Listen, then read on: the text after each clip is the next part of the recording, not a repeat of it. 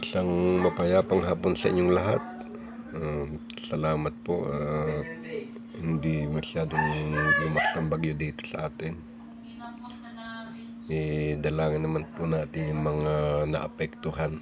Kasi yung iba mga signal number 5 ang lumabot sa kanila, may mga bina.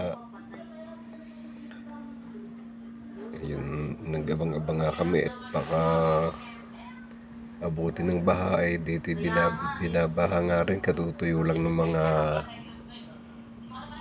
aklat naming nabasa. Kaya medyo nag-abang-abang din, pero tuloy naman po sa panalangin na lahat tayo ay makaiwas sa bagyo para hindi naman po mapinsalang lahat.